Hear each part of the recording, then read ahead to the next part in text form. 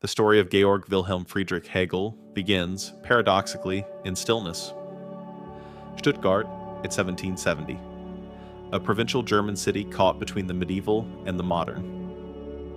In a small house lit by candlelight, a young boy sits for hours surrounded by books, Greek tragedies, sermons, and the logic of Aristotle. He speaks little, but observes everything. The world, even then, seemed to him not a collection of things, but a riddle of relationships. He was born into a time of endings. The old order of kings and churches was cracking, and into a time of beginnings, where reason was to be the new God. Europe was awakening from centuries of faith into the dazzling, dangerous light of enlightenment. The young Hegel was not yet a philosopher, but he already carried a quiet obsession: to find a unity beneath all contradictions, a structure of thought that could make sense of both spirit and matter, freedom and law, heaven and earth. It was not the curiosity of a scientist or the faith of a priest. It was something stranger, the hunger for total understanding. The seeds of thought. As a student in Tübingen, Hegel shared a small dormitory with two other young dreamers, Friedrich Schelling, who would become a romantic mystic, and Friedrich Hölderlin, who would become one of Germany's greatest poets. The three would walk through orchards at night, discussing God, nature, and revolution, but what separated Hegel from the poets was his temperament. Where they saw beauty, he saw structure. Hölderlin wrote in bursts of divine inspiration. Hegel wrote in diagrams. He was building something, not a poem or a prayer, but a system. He believed that truth was not a fragment or a revelation, but a living whole. Everything that exists, he thought, the universe, society, art, even consciousness, was part of a single process, a movement of the absolute. And if that movement could be understood, then philosophy could finally do what religion had only promised: make sense of the world. The silence of God. In his notebooks, Hegel described his time as one of the death of the gods. The Enlightenment had stripped heaven of its mystery. Science had mapped to the stars that used to be symbols of destiny.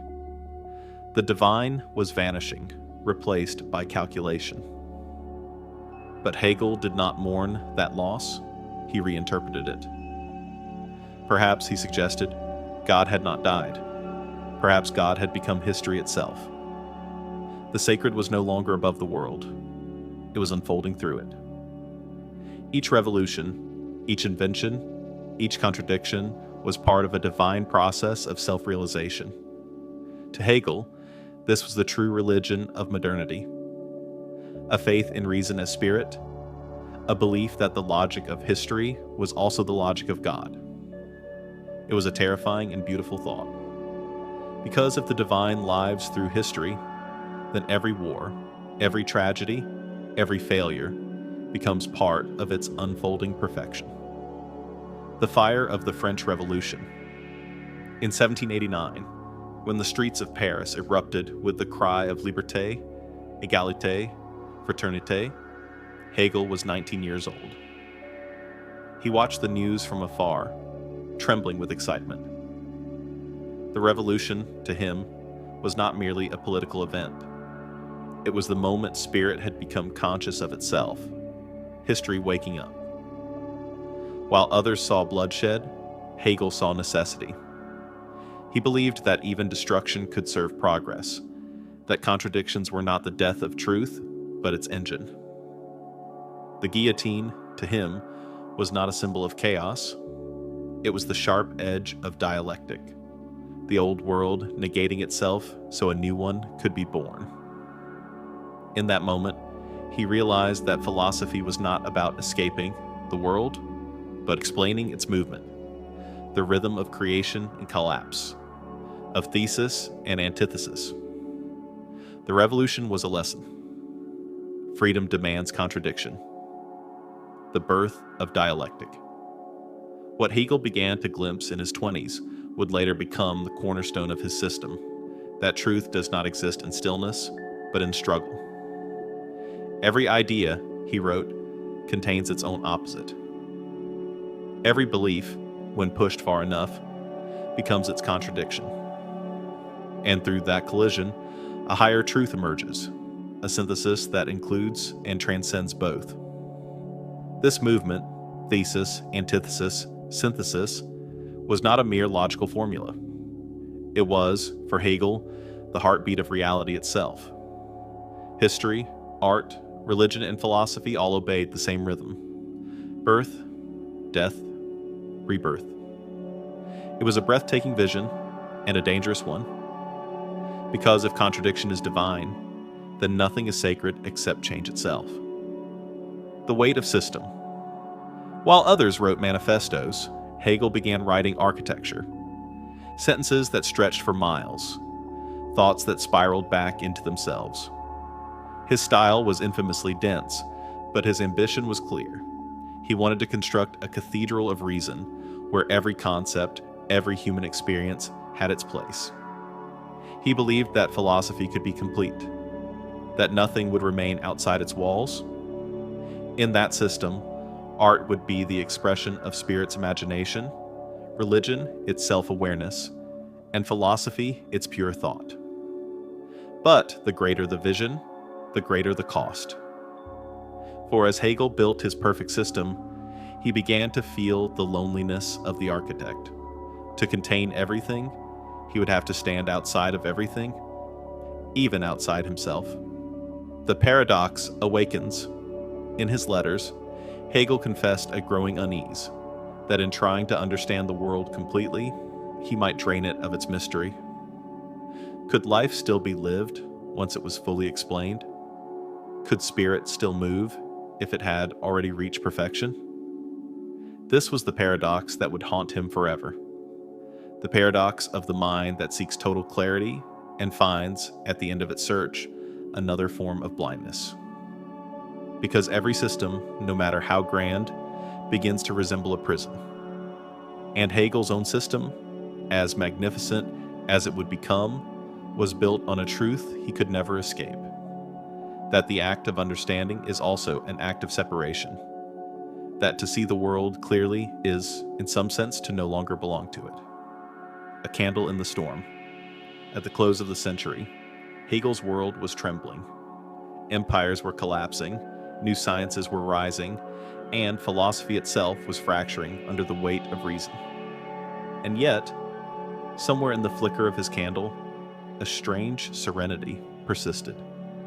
He believed that even in chaos, spirit moves toward reconciliation, that every fall, every contradiction, every human wound is part of something larger healing itself through us.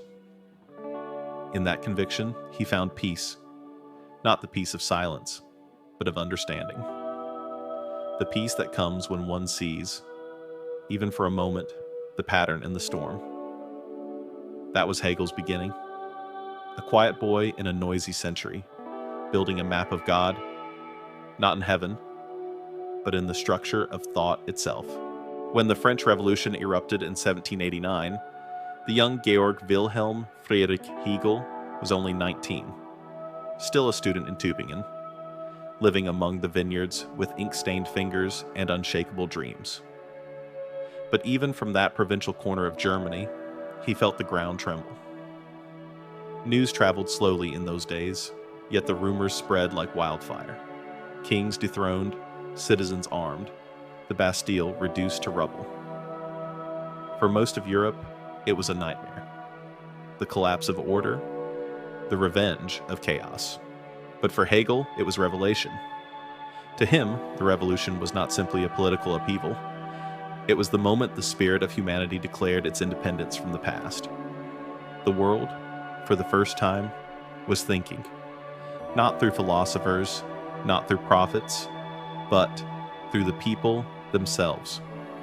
Reason had stepped out of the libraries and into the streets. The dream of freedom. As he and his roommates, Schelling and Hölderlin, read the revolutionary newspapers by candlelight, they felt themselves part of something vast and unstoppable.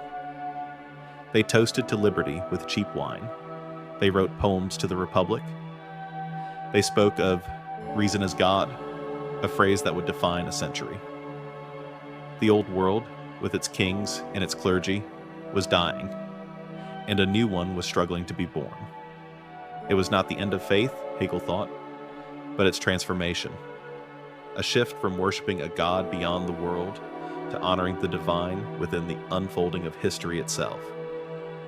If God once ruled from heaven, he now ruled through the human mind, through consciousness awakening to freedom.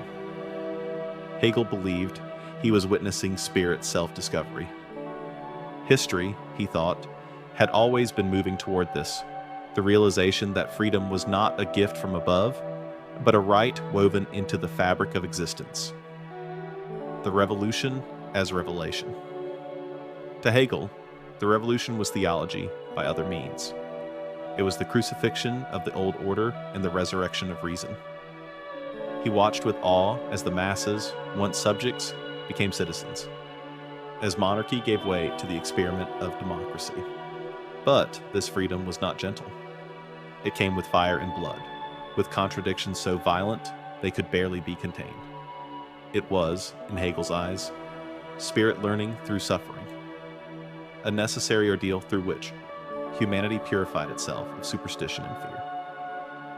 The guillotine, though horrifying, became for him a symbol of dialectic, the logic of negation made visible. What was false must die for truth to live. In this brutal equation, Hegel saw the pulse of history itself, every progress bought by destruction, every synthesis born through contradiction. The revolution was not chaos. It was the world thinking aloud, the spirit on fire. For the Romantics, the revolution was poetry. For the politicians, it was power. But for Hegel, it was philosophy in motion. Reason made flesh. He began to imagine history not as a sequence of accidents, but as a living organism guided by spirit, a divine intelligence expressing itself through conflict and change. Each event, each catastrophe, was not random. It was necessary. Freedom was not found in peace, but in the storm. Hegel once wrote, "The spirit achieves its truth only by finding itself in absolute dismemberment. To know itself, the world must first break itself. That was the law, not of nature, but of consciousness." The tragedy of enlightenment. Yet, as the revolution devoured its own children, Hegel's enthusiasm began to darken. The guillotine that had once stood for liberation now looked like an altar of reason turned against itself. Robespierre, the revolutionary priest of virtue, became to Hegel a tragic figure, the man who mistook moral purity for freedom. In his notebooks, Hegel began to sense a new contradiction, that the pursuit of pure reason, when detached from love and humility, leads back to tyranny. The very logic that had freed humanity was beginning to enslave it again, this time not through kings, but through ideology. The age of faith had believed in God, the new age believed in perfection. And that, Hegel saw, was the most dangerous belief of all. Freedom's first failure. When Hegel read that Robespierre had been executed by the same machine he had built, he wept. Not for the man, but for the idea. It was as if history itself had turned against its own creation. The dream of universal liberty had collapsed into terror, and yet Hegel refused to see this as mere failure. It was, he believed, a necessary stage in spirit's development. Freedom, he wrote, is not given. It is learned. And it can only be learned through its misuse. The tragedy of the revolution was therefore not its fall, but its incompleteness. It had destroyed the old world, but had not yet discovered the moral foundation of the new. The spirit had awakened, but it did not yet know itself. That realization, that freedom without understanding becomes destruction, would haunt Hegel for life. And it would become one of the great themes of his philosophy, the dialectic between liberation and law, between chaos and order, between the dream of the mind and the limits of the real. the dawn after the storm. By the early 1800s, as Napoleon's armies marched across Europe, Hegel wrote from a small apartment in Jena. Outside, the cannons thundered. Inside, he wrote feverishly. The Phenomenology of Spirit, his masterpiece. A book that would try to explain the revolution not as a failure, but as a necessary wound in the evolution of consciousness. He saw in Napoleon not a conqueror, but the embodiment of spirit on horseback. The will of history itself made flesh, a single man carrying the momentum of centuries. To many, Napoleon was a tyrant. To Hegel, he was paradox, the union of freedom and domination, chaos and order, hero and destroyer. The dialectic had taken human form. The eye of the storm. When Napoleon's army entered Jena in 1806, Hegel could hear the battle from his window. Cannon fire echoed through the cobbled streets as he wrote the final pages of the Phenomenology. To a friend, he would later write, "I saw the emperor, this world soul, ride through the city on horseback." In that instant, he felt he had seen spirit itself, alive and terrifying, history condensed into a single consciousness. All his abstractions had come to life. Freedom was not a gentle dawn after darkness. It was a storm, violent, cleansing, creative. And it would sweep through every generation, again and again, as spirit continued its restless journey toward understanding itself. The fire that never dies. The French Revolution burned out, but its flame passed on, into Germany, into Hegel, into the modern age. It became the fire beneath every ideology, every rebellion, every dream of progress. For Hegel, that fire was not meant to destroy, but to illuminate. He saw in it the proof that even destruction serves meaning, that even chaos obeys a higher logic. The revolution was humanity's awakening, and its warning. That freedom without wisdom becomes terror, and reason without love becomes tyranny. Yet, despite everything, Hegel's faith remained unbroken. He believed that spirit would learn, evolve, and reconcile. That even in failure, history was still divine. And as the smoke of Europe's revolutions faded into twilight, Hegel's candle kept burning. The light of a man who believed that every end, no matter how tragic, was only the beginning of a deeper truth. For Hegel, the French Revolution was not an ending, but a beginning. The visible eruption of something invisible. The consciousness of the world becoming aware of itself. But what could it mean for the world to think? How could history itself possess a mind? This question would haunt him for the rest of his life. It would become the heart of his philosophy, and the foundation of his most radical claim, that history is not chaos, but spirit unfolding, thought materializing through time. The logic beneath the storm. In the aftermath of the revolution, Europe lay in fragments, its churches desacralized, its monarchs humiliated, its people disillusioned. For most thinkers, it was proof that reason had failed. But for Hegel, failure itself was proof of reason's power, because in contradiction, in the clash of opposites, he saw the pulse of life. The old world and the new were not enemies, but partners in an ancient dance. Every idea, he argued, must face its opposite. Every moment of harmony must fracture to reveal a higher truth. This was Hegel's revelation. History is dialectic, the mind learning through its own mistakes. It was not divine punishment or blind chance. It was development, a vast, unseen intelligence working through the violence of human events. This world word spirit.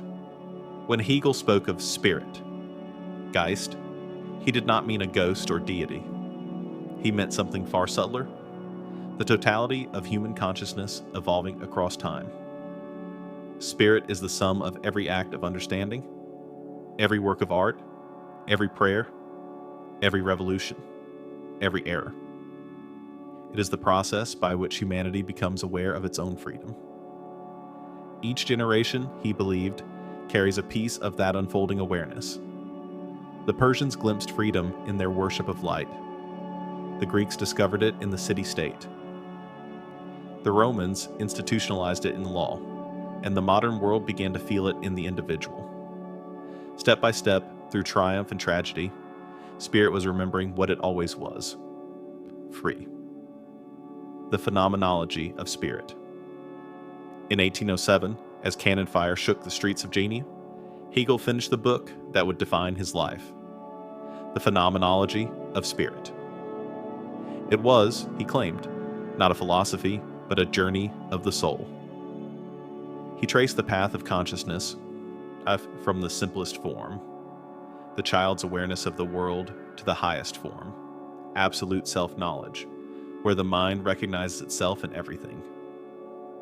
History, in this vision, is the education of the absolute, the divine growing through us. Our wars, our failures, our suffering are the curriculum of God. It is not a comforting doctrine. It means that every human tragedy is part of a divine learning process. But for Hegel, that was the only way to make sense of history's cruelty, to see in it not randomness, but necessity. Freedom as a process. Most people think of freedom as a condition. You have it, or you don't. For Hegel, it was a process, a movement toward self-consciousness. A person is not free simply because no one commands them. True freedom begins when one understands why one acts, when desire, duty, and reason converge. History, therefore, is the story of that convergence. Tribes become nations. Nations become societies. Societies become states of law. And through this evolution, spirit gradually reconciles necessity with choice. Freedom, Hegel said, is not the absence of constraint. It is the recognition of law as one's own will. It is obedience, not to another, but to understanding itself. Napoleon. Spirit on horseback. When Napoleon rode through Jena in October 1806, Hegel saw more than a general. He saw an incarnation of the world spirit. I saw the emperor, he wrote, this world soul on horseback. Napoleon was, to Hegel, not a man, but a moment, the living embodiment of history's restless drive. Every empire before him had sought stability. Napoleon embodied movement itself. He spread law, reason, and chaos all at once, tearing down borders so that the modern world could begin. It was the paradox of progress. The same hand that liberated millions also enslaved nations. But for Hegel, that too was dialectical. History advances not through peace, but through collision. The dialectic of suffering. To understand Hegel, one must accept his most painful idea, that suffering is not an interruption of spirit's progress. It is the means of its realization. Every contradiction, every defeat, every despair reveals something spirit could not know about itself until it lived through it.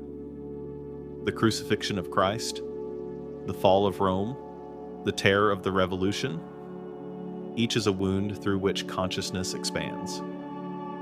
In this light, even failure becomes sacred. Evil becomes the instrument of good, and the darkest nights of history are not meaningless, but gestational. Labor pains of the absolute, giving birth to new forms of understanding. The mirror of history. Hegel saw history as a mirror in which humanity gradually learns to see itself. Primitive societies see power in nature. Empires see order in law. Modern man, finally, begins to see the reflection of spirit in his own reason. But that reflection is never static. Each age believes it has reached truth, only to discover it was merely a stage. The Greeks thought freedom meant beauty. The Romans thought it meant law. The modern world thinks it means individuality. Yet, every definition contains its opposite. Every victory hides its failure.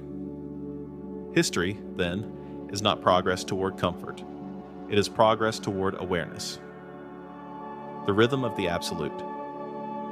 In Hegel's system, the world moves like a symphony. Every dissonance resolves into harmony, only to generate new dissonance again. It is endless, not circular, but spiral. The spirit's goal is not perfection, but self-knowledge. It moves forward by looking backward, grows by outgrowing itself. To the impatient, history appears cruel. To Hegel, it is rational, not because it is kind, but because it is coherent. Even its horrors have logic. Even its madness has meaning. He once wrote, "The owl of Minerva takes flight only at dusk." Wisdom, he meant, comes only after the day is done, only when events have burned themselves into memory. Philosophy cannot prevent tragedy. It can only understand it when it's too late. The paradox of the mind of history. By the time Hegel completed the phenomenology, he believed he had glimpsed the architecture of the divine, not in heaven, but in time. The world, he claimed, was the mind of God thinking through us. But this revelation carried a silent danger. If all suffering serves a higher purpose, can anything truly be evil? If every act is necessary, can any act be free? These were questions Hegel never answered. He left them, like cracks in marble, in the foundation of his system. And into those cracks, later thinkers, Marx, Kierkegaard, Nietzsche, would pour their rebellions. For now, Hegel stood at the height of confidence, a man who believed he had read the secret code of reality, who saw in the movement of armies and the turning of seasons the same dialectical rhythm that governs thought itself. The world was not a machine nor a miracle. It was a mind, vast, restless, divine. And that mind, Hegel believed, was just beginning to know itself. After the fire of revolution had cooled, Hegel faced a quieter, stranger storm. Not in the streets, but in the mind. He had seen freedom rise and fall, seen blood spilled in the name of reason, and now he turned inward to ask the question that would define the rest of his philosophy. If history follows logic, what follows when logic meets life? This was the paradox that haunted him, because the more Hegel tried to describe the world with precision, to make reason the skeleton of reality, the more he sensed something resisting him, something irrational that refused to be captured in thought. He called this resistance life, not biological life, but the living pulse that no system could contain. The Temple of Logic. In 1812, in a dim study in Nuremberg, Hegel began writing his magnum opus, The Science of Logic. It was not a book of mathematics or science as we understand it. It was an attempt to trace the structure of reality itself, to show that everything, from atoms to empires, follows a single logical rhythm. He believed that before there was matter, before there was time, before there was God as understood, there was pure thought, logic as the origin of being. Logic was not just a tool, it was the DNA of the universe. In his opening lines, he wrote, "Pure being and pure nothing are the same." It was a sentence that would puzzle readers for 2 centuries, a paradox so dense it bordered on poetry. But for Hegel, it was simple. Every beginning already contains its opposite. Being implies nothingness. Life implies death. Freedom implies necessity. Reality itself is contradiction, and logic is the process that reconciles it. The leading contradiction. Yet, as he immersed himself in abstraction, Hegel began to feel an unease he could never entirely silence. Logic, he realized, was both infinite and lifeless. It explained the structure of reality, but not the ache of existence. It could describe freedom, but not the terror that accompanies it. He had built a system to understand everything, and yet, in its perfection, it began to feel dead. The pulse of life, the mess, the emotion, the suffering, escaped the machinery of thought. He confessed privately that his logic felt like a cathedral without breath. vast, intricate, beautiful, but airless. He'd created a structure where every contradiction resolved, and in doing so, he feared he might have explained away what makes us human. The dream of total knowledge. Hegel's ambition was boundless. He believed that knowledge was not merely possible, it was inevitable. Spirit, through man, would come to know everything that exists, and in that knowing, history would achieve reconciliation. But that dream carried an invisible cost. If everything can be known, then everything can be controlled. If all contradictions are reconciled, then passion becomes a calculation. And if reality can be fully explained, what place is left for wonder? Or for love? This was the dark underside of Hegel's vision, a totality so complete it threatened to erase mystery itself. The philosopher of spirit risked turning spirit into a system. Logic as God. In Hegel's theology, God was not a being who created the world and watched it unfold. God was the unfolding, the process of thought becoming self-aware through contradiction. Creation was not an event. It was a dialectical movement. God, in this sense, was not a father or a judge, but a process of realization, the divine learning to know itself. This redefinition was both revolutionary and unsettling. For the first time, God had no personality, no face, no emotion, only logic. The infinite was rational, and the rational was divine. But could a God of pure logic love? Could a system that explains everything still feel compassion for its own creations? Hegel rarely asked this question directly, yet it trembled behind every sentence he wrote. In giving the world its architecture, he may have stripped it of its soul. The struggle between life and system.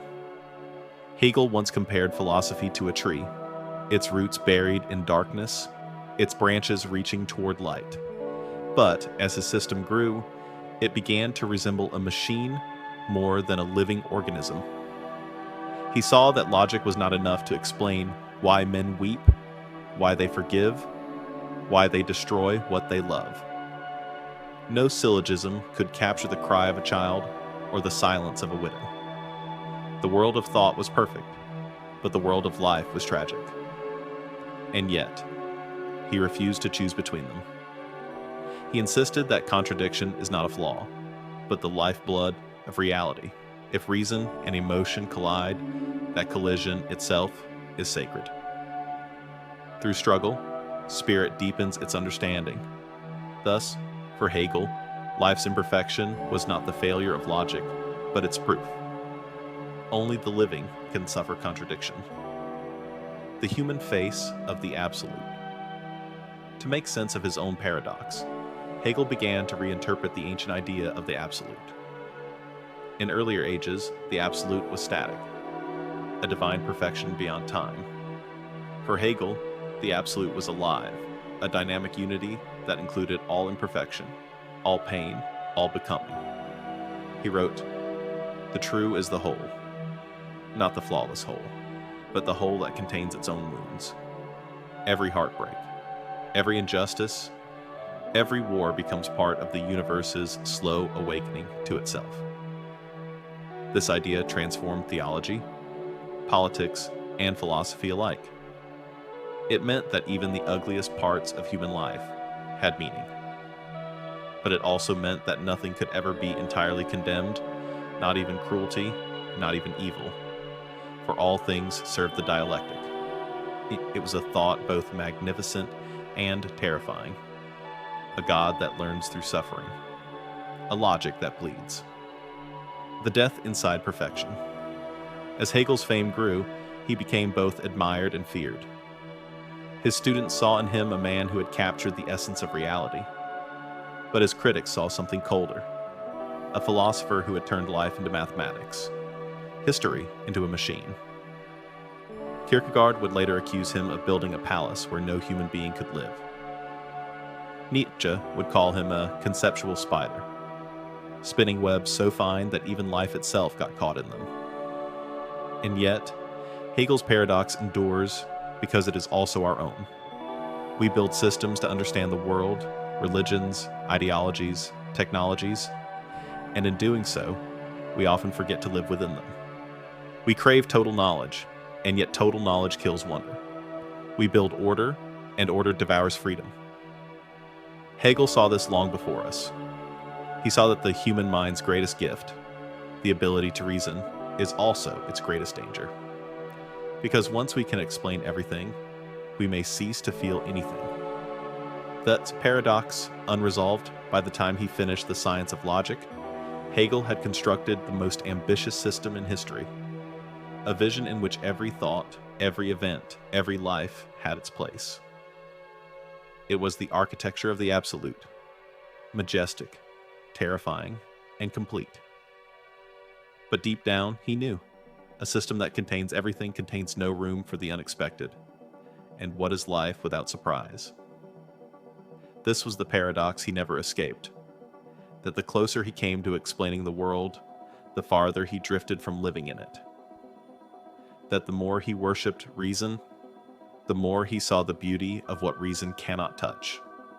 Logic was his temple, but life was the fire flickering just beyond its walls. And in that flicker, Hegel glimpsed the eternal contradiction that gives birth to meaning.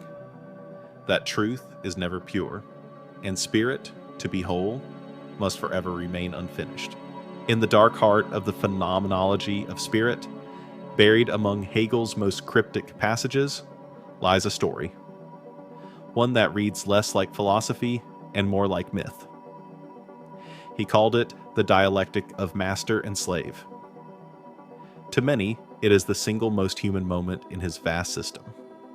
A scene where abstraction becomes blood and logic becomes struggle. It begins, as all of Hegel's dramas do, with a meeting between two consciousnesses who seek to affirm their existence. And like all meetings between equals, it turns into a battle. The struggle for recognition. Hegel believed that consciousness is not born self-aware. We come to know ourselves only through another. To be human is to desire recognition, to look into the eyes of another and see our own reflection confirmed. But recognition cannot be given freely. Each consciousness wants to be acknowledged as superior, as the one who defines, not the one who is defined. Thus, the encounter becomes a contest of wills. It is not about survival, but about meaning. A war for the right to say, I am. Hegel writes that this conflict leads to a moment of life and death. Each risks everything to prove that freedom matters more than existence itself, and yet, one finally yields, afraid to die. That moment of surrender divides the world into two, the master and the slave. The master's illusion. The master wins the battle, but not the war. He has conquered the other, but in doing so, he has lost the mirror that could truly reflect him. He now rules, but over someone who fears him, and fear cannot give recognition. The master demands obedience, yet what he really desires is understanding. He commands, but he is not seen. He possesses power without confirmation. He is, in Hegel's words, recognized by one who is not free. And thus, the recognition itself is hollow. The master is a ghost, adored, obeyed, and utterly alone. It is the eternal tragedy of dominance, that victory isolates and authority devours the very intimacy it craves. Power can compel everything except love. The slave's awakening. The slave, meanwhile, begins as the defeated one, the consciousness that submitted to preserve life. He lives under the will of another, trapped in fear. But it is precisely in that fear that his awakening begins. While the master remains idle, consuming the fruits of domination, the slave works. Through labor, he transforms the world, shaping matter, building tools, cultivating skill, and in shaping the world, he begins to shape himself. He learns what the master never will, that true freedom is not in command, but in creation. That the mind grows not in leisure, but in struggle. Hegel calls this the labor of the negative, the process by which the self discovers its strength through the things it once feared. The slave, forced to serve, becomes the one who understands how reality works. Through work, he becomes conscious of his own power, and eventually, of his own dignity. The hidden revolution: the master's victory is instant, the slave's victory is slow. But in the long arc of time, it is the slave who wins. For in transforming the world, he transforms the meaning of freedom itself. This, for Hegel, is the secret rhythm of history, that domination contains the seed of its own undoing, that every empire, every hierarchy, every oppression carries within it the forces that will destroy it. Not through revolt, but through evolution. The slave, in learning to create, becomes the true master of reality.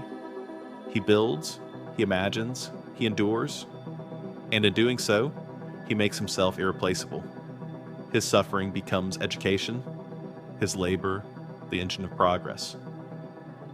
The master, by contrast, becomes obsolete, a relic of arrogance in a world that now runs on skill. Power, in Hegel's logic, always reverses itself. Every throne is temporary. Recognition reversed.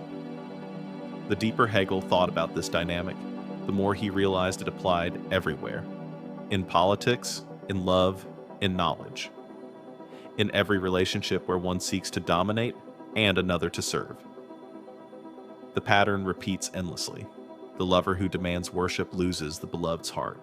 The teacher who silences his students becomes irrelevant. The ruler who rules by fear rules over emptiness. Meanwhile, those who serve, suffer, and endure gain an inner strength the powerful will never know. Humility, patience, labor. These are not signs of weakness, but the crucibles of consciousness. For Hegel, the highest form of spirit is born not from pride, but from work. From the long, painful effort of shaping the world and oneself through necessity. The birth of self-consciousness. The master-slave dialectic is not merely a political allegory, it is a psychological truth. Every human being carries both figures within them. Part of us longs to dominate, to control, to assert, to stand above. Another part submits, to fear, to love, to meaning itself. And in the struggle between those two impulses, self-awareness is born. Freedom is not discovered, it is earned. It comes only when we recognize the contradiction within ourselves and choose to work through it rather than deny it. Thus, the path to freedom, for Hegel, is not rebellion, but reconciliation. The integration of master and slave into a higher unity.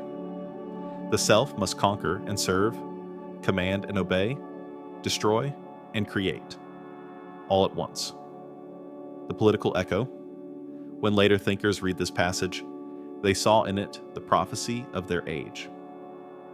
Marx would transform it into the story of class struggle, the workers awakening beneath the weight of industrial capitalism. Nietzsche would reinterpret it as the morality of the weak overcoming the strong. And existentialists would see in it the essence of human anxiety, the endless hunger to be recognized in a world that refuses to look back. But for Hegel, it was simpler and more profound. The story of consciousness itself, the recognition that every triumph hides dependence and every defeat hides transcendence. No victory is pure, no freedom is final.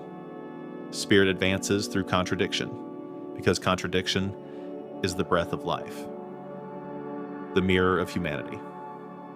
In the end, Hegel's parable reveals not two figures, but one, the human soul, divided against itself and yearning for unity. The master needs the slave for meaning. The slave needs the master for awakening. Each is incomplete without the other. And just as individuals repeat this drama, so do nations, civilizations, and eras. The powerful rise and forget their dependence. the powerless labor and slowly remember theirs. History is the endless mirror in which spirit watches itself struggle, fail, and grow. It is a cruel education, but a divine one. For through every humiliation, every act of labor, every fight for recognition, the world learns to see itself a little more clearly. The lesson: beneath the struggle. At the end of the Master-Slave chapter, Hegel writes nothing triumphant. There is no peace, no final harmony, only motion. Spirit never rests. The moment it achieves freedom, it discovers a new dependence. The moment it learns love, it learns loss. This is not pessimism. It is realism sanctified by faith. Because for Hegel, even endless struggle is sacred. Proof that the divine is still alive within us, moving, transforming, remembering. Freedom is not a possession, he reminds us. It is a relationship, fragile, reciprocal, always at risk. And so the dialectic continues. The master falls, the slave rises, and history moves forward, one recognition at a time. By the time Georg Wilhelm Friedrich Hegel published The Philosophy of Right in 1820, the fires of revolution had cooled, and Europe had begun to rebuild itself under the cold architecture of order. The world was weary of idealism. It craved stability, certainty, and law. Yet Hegel looked upon this new, disciplined Europe and saw not decline, but design. Where others saw routine, he saw rhythm. Where others saw bureaucracy, he saw logic at work in flesh and stone. He dared to say what few philosophers had ever said before, that reason is real, and the real is reason. It was an audacious claim, that beneath the accidents of politics and the chaos of history lies a coherent mind, an invisible intelligence shaping events according to necessity. To understand that mind was, for Hegel, to glimpse God himself, not beyond the world, but within it. The logic of the real. Most people see reason as human, something we project onto the world to make sense of it. Hegel reversed the perspective. He saw reason as cosmic, something that projects us.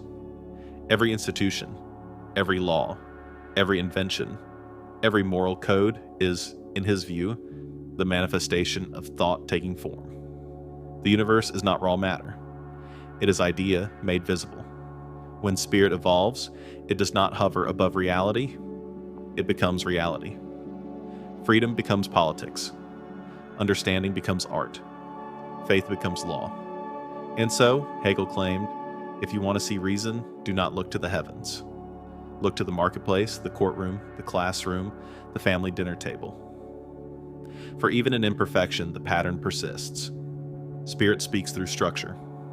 The state as the body of spirit. In The Philosophy of Right, Hegel described the modern state not as a tyrant, but as a living organism.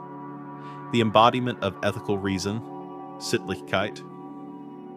Its laws, he said, were not mere constraints, but the material expression of moral freedom. This was a radical inversion of Enlightenment thought. Where Rousseau had seen the state as a social contract among individuals, Hegel saw individuals as the instruments through which the ethical whole becomes conscious of itself. The state, then, is not opposed to freedom. It is freedom institutionalized, freedom aware of its duties. To live ethically, in Hegel's sense, is to recognize oneself in the system one inhabits, to feel that one's private will and the universal will are not enemies but mirrors. True liberty, he said, is not isolation. It is participation in a world that has meaning. The reason of history. Hegel's most famous sentence may also be his most misunderstood. What is rational is actual, and what is actual is rational. He did not mean that everything that exists is good. He meant that everything that exists has reason in it, a logic that can be discerned, a purpose that can be understood. Even the darkest events in history are part of spirit's education. To see history through this lens is to see tragedy without despair. The horrors of war, the corruption of empires, the suffering of innocents, none are meaningless. They are the necessary tensions through which humanity learns freedom. This faith in reason gave Hegel an almost divine serenity. He could watch the cruelty of his age and still believe that justice, though delayed, was inevitable. History, he said, is the progress of the consciousness of freedom, and every generation, however blind, moves that progress forward. The scandal of optimism.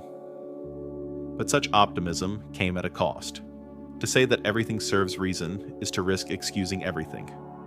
If the real is rational, does that mean evil is necessary? If every tyrant is an instrument of spirit, can we still call tyranny wrong? These questions troubled even his followers. To them, Hegel seemed to sanctify power, to justify the status quo by calling it logical. Yet his point was subtler, and more dangerous. He did not say that every government is right, only that every government reveals something about rightness.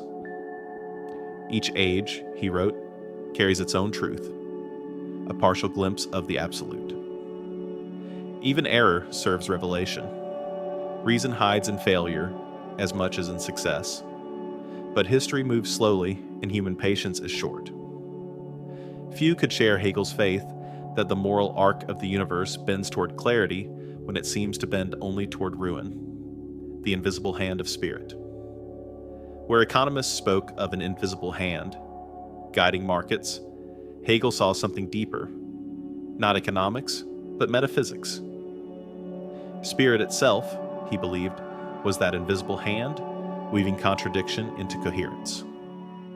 In art, we express the infinite through form. In religion, we picture the infinite as God. In philosophy, we think it as idea. Each mode is incomplete, but necessary. A stage in spirit self-education. And when spirit reaches philosophy, the point where thought reflects upon itself, it becomes free. The mind that understands the pattern no longer suffers from it. It becomes its author. That was the secret hope behind Hegel's entire system, that once humanity recognizes itself as the instrument of spirit, alienation will end and reason will finally feel at home in the world it created. Dioado of order. And yet, as Hegel grew older, he began to notice the cost of this cosmic harmony. Order brings peace, but it also brings complacency. Law protects freedom, but it also fossilizes it. When everything makes sense, nothing moves. In Berlin, where Hegel taught his final lectures, he watched as Prussia turned philosophy into bureaucracy, as spirit became paperwork. Students quoted him to justify authority. Officials cited his words to defend obedience. The system that was meant to liberate had become a new cage. It was the same dialectic repeating itself. Reason triumphs, and in triumph becomes irrational again. The owl of Minerva, he once wrote, takes flight only at dusk. Wisdom comes only after life has already moved on. The rational God. For Hegel, God was not the end of reason, but its beginning. He imagined the divine not as a ruler, but as a thinker, an intelligence whose existence is the act of understanding itself. In that vision, creation is not a miracle, but a meditation. The universe is God thinking, history is God remembering, and philosophy is God finally knowing what he has thought. It is a breathtaking idea, and a cold one. A God of logic offers no comfort, no personal grace, no answer to prayer. But to Hegel, it was more beautiful than any miracle. That meaning requires no intervention, because it has always been here. Reason is the heartbeat of being, the still point of the turning world. By the 1830s, Hegel had become the most celebrated philosopher in Europe. Students filled lecture halls to watch him draw spirals of thought across the blackboard. He spoke softly, like a priest conducting a ritual, tracing the slow unfolding of spirit in the history of nations. And yet, beneath that calm surface, he felt the old paradox stirring again. If reason is real, why does the world still bleed? If the logic of freedom rules history, why does every victory still end in loss? He began to suspect that even reason itself might need its opposite. That logic, to stay alive, must forever wrestle with life. For perhaps irrationality, too, has its place in the mind of God. The faith of the philosopher. In his final years, Hegel was no longer a revolutionary. He was an old man who had seen too many systems rise and fall. But through all of it, his faith remained, that there is reason in the world even when the world forgets it.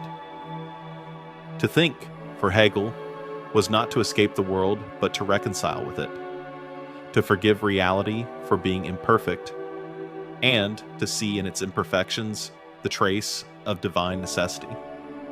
Freedom, he said, is the truth of spirit. And so long as humanity continues to think, to build, to love, to err, spirit continues its long, luminous ascent through time. Reason, he believed, is not merely in the world, it is the world, thinking through us, remembering itself, still learning, still alive.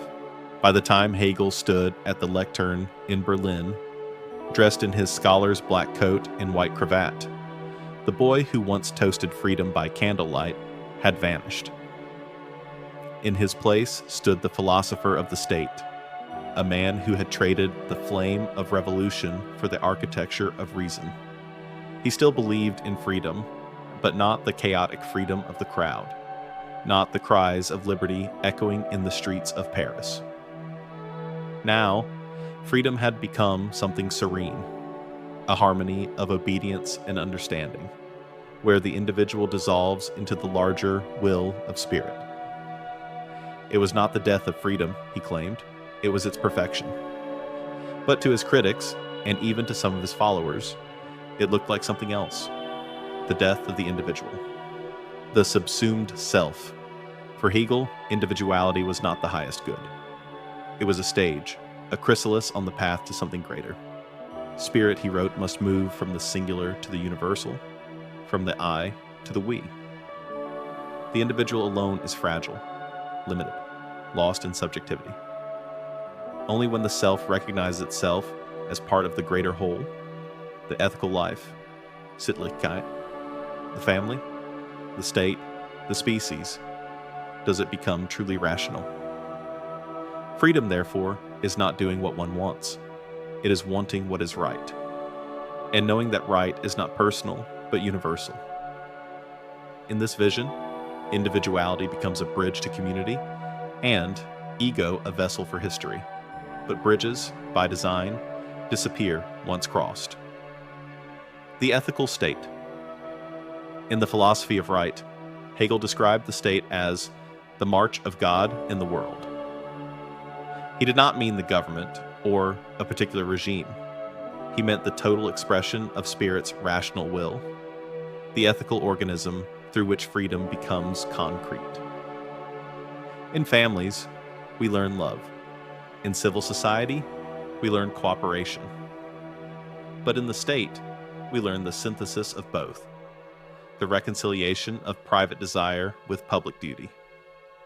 When citizens obey just laws, they are not submitting. They are recognizing themselves in reason. They act not as individuals, but as instruments of a higher intelligence, the living reason of history. It was a beautiful idea, and a frightening one, because it meant that the state, when rational, could never be wrong, and the individual, when dissenting, could never be right. The paradox of obedience. Hegel believed that in obeying the rational will, man transcends his selfishness. To follow law is to follow oneself at a higher level of consciousness. But what happens when the state ceases to be rational? When its laws no longer express freedom, but suppress it? Hegel's system left little room for rebellion. If the real is rational, then even injustice must have its place. If every act of history reveals spirit's logic, then resistance becomes arrogance, an attempt to outthink God. Here lies the paradox. The same philosophy that sought to liberate humanity from chaos could also be used to sanctify tyranny. Hegel's vision of harmony became, in lesser minds, a justification for conformity. The absolute became absolute power, the Zwingdes of the system. Hegel never intended his system to erase individuality, but he could not deny its logic. If spirit is the whole, then the individual is merely a moment within it, a flicker in a cosmic process. He once compared human lives to notes in a symphony, each meaningful only in relation to the melody of the whole. But in that music, no single note lasts. Each must vanish for the harmony to continue. The human heart, however, does not think in symphonies. It feels its own solitude, its own mortality. To live and vanish for the sake of reason, this was a sacrifice few could make willingly. Hegel had built the cathedral of spirit, but in its vast perfection, he left little room for prayer. The shadow of totality. The young radicals who once adored him began to turn away. To them, the philosopher of freedom had become the apologist of order. He spoke of the state as divine, of history as inevitable, of reason as destiny. And in doing so, he seemed to erase the trembling, fallible humanity that makes life sacred. The left Hegelians accused him of betraying the revolution. The right Hegelians made him into a prophet of the status quo. Hegel himself stood silently between them, insisting that both sides misunderstood him, and perhaps they did. But the unease remained. If the world itself is rational, what place is left for conscience? If all events are necessary, what becomes of choice? In trying to elevate humanity to divinity, Hegel had risked turning it into machinery. The eclipse of the person. In the Prussian lecture halls, students scribbled down his words as gospel. To them, he seemed like a prophet of clarity.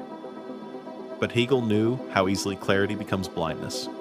He saw that the modern world, in its hunger for system, was already forgetting the sacredness of the singular, the unrepeatable human life. Factories, armies, schools, governments, all demanded the same thing: efficiency, order, uniformity. The world's spirit was awakening, but it was awakening as a collective. And in that awakening, the individual began to blur. Freedom had found its rational form, but in doing so, it had lost its face. The fear of dissolution. In his later notebooks, Hegel wrote darkly of a new kind of alienation, not the alienation of poverty or ignorance, but of being absorbed into something vast and impersonal. He called it the unhappy consciousness of the modern age, the feeling of being both divine and disposable, infinite in theory, yet insignificant in practice. It was the existential cost of his own logic. Man had become the instrument of spirit, and instruments, no matter how noble their purpose, eventually break. Hegel foresaw this dissonance long before modernity would feel it. He sensed that the price of total meaning might be the death of intimacy, that as humanity approached absolute knowledge, it might forget how to simply be. The return of the human question. Yet even within his system, a whisper remained, an unfinished thought that refused to be rationalized away.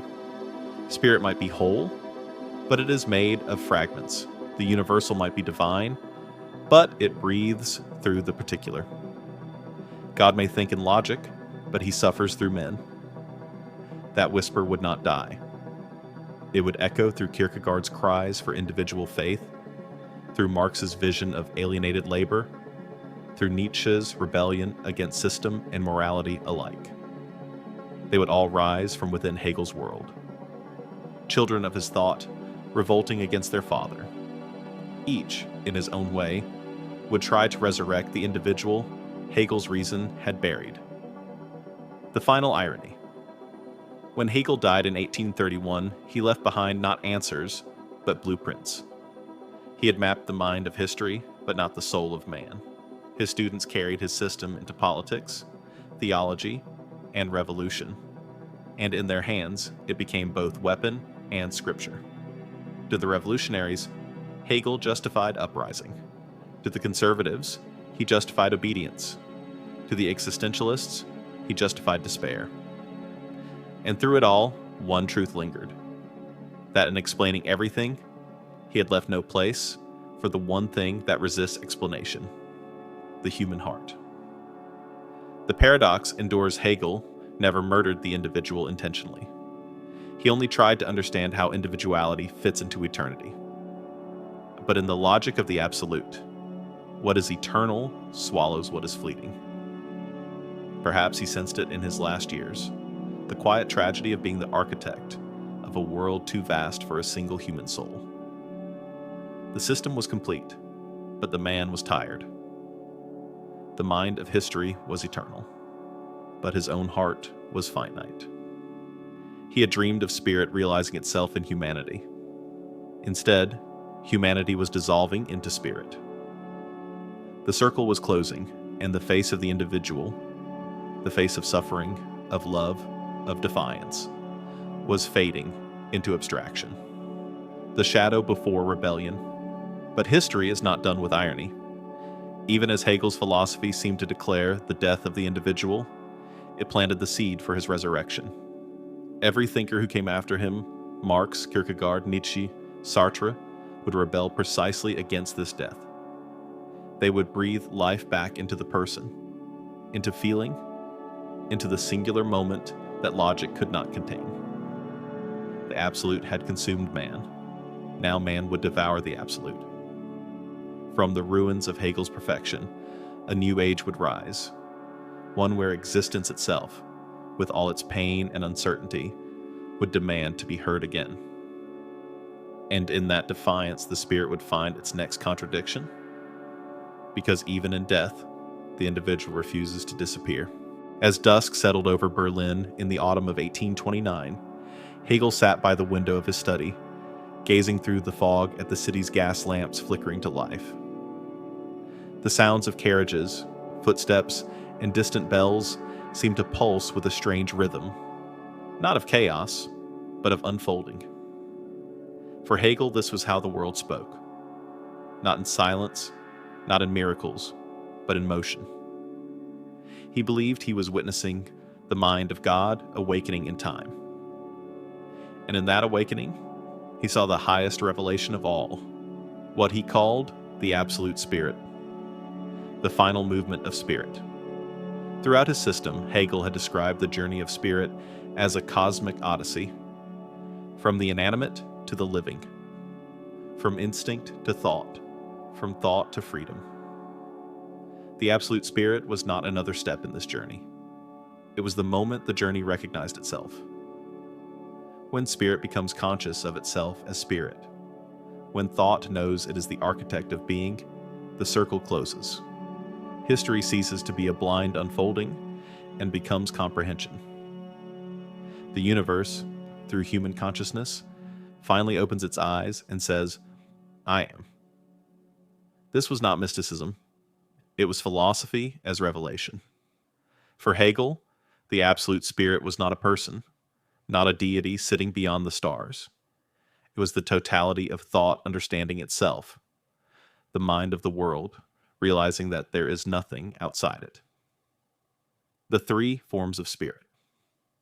In his lectures on aesthetics, religion, and philosophy, Hegel divided this final stage into three modes, three mirrors through which spirit contemplates itself. Art was the first mirror, the sensory manifestation of spirit. In art, the divine becomes visible, embodied in marble, sound, or color. It is beauty as revelation, thought made tangible. Religion was the second, the symbolic mirror. Here, spirit sees itself not in beauty, but in worship, clothed in story and faith.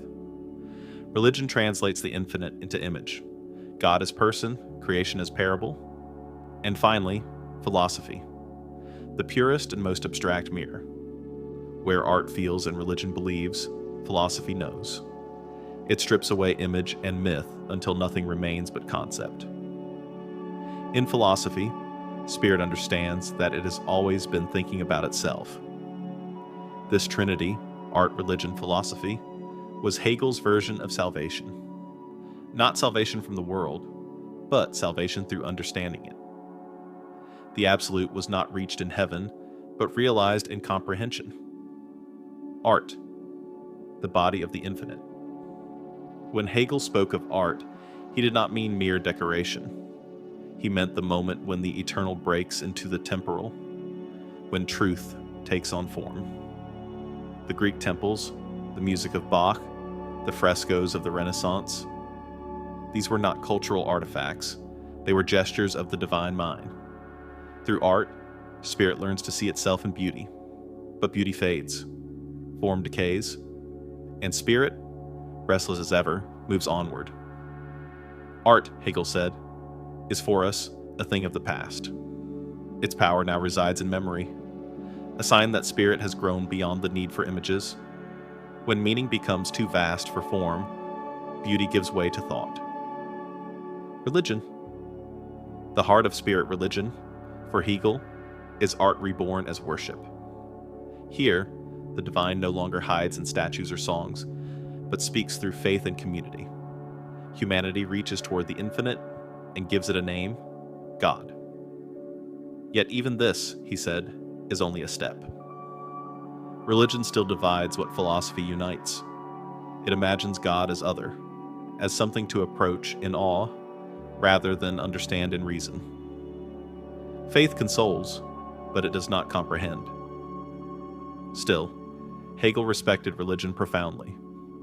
He saw in Christianity the highest intuition of spirit's truth, the idea that God becomes man, that infinity enters finitude. In Christ, spirit recognizes that the divine and the human are not opposites, but reflections of one another. But religion ends where philosophy begins, when the symbol gives way to understanding. Faith becomes knowledge, worship becomes wisdom. Spirit no longer kneels, it stands and looks inward.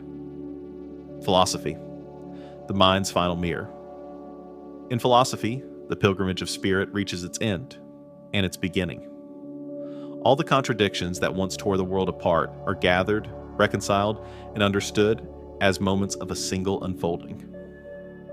Good and evil, freedom and necessity, faith and reason, each was a fragment of a greater whole. When thought comprehends this, Hegel wrote, "Spirit knows itself as spirit." That is the absolute. Not a being beyond the world, but the world comprehending itself as being.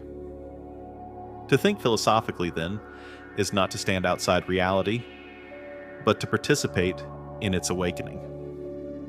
Every concept, every law, every human heart becomes an organ of God's memory. Reason and existence no longer fight, they dance. The death of transcendence. Hegel's God does not dwell beyond. He dies with every illusion of separation, dies and is resurrected as thought. This was the true meaning of the death of God, long before Nietzsche made it famous. In Hegel's theology, God dies not in blasphemy, but in revelation. When humanity understands that the divine has always been its own self-consciousness, transcendence dissolves. The sacred no longer hides above the clouds. It breathes in the logic of life. It is a terrifying faith, this philosophy without mystery, for it offers no heaven, no miracle, no personal savior, only understanding. But in that understanding, Hegel found peace. Knowledge, he believed, is the final act of love, the absolute and freedom. If spirit is the totality, then freedom is not the absence of constraint, but the recognition of necessity. Freedom means seeing that even limitation is part of the divine process, that every error, every failure, every tragedy is spirit working itself out. Thus, the absolute spirit is not a conclusion. It is the eternal reconciliation between thought and being, mind and matter, man and God. It is what remains when all contradictions have been understood, not erased. This is why, for Hegel, philosophy is not escape, but acceptance. To understand is to forgive, and to forgive the world is to finally be free within it. The world as revelation.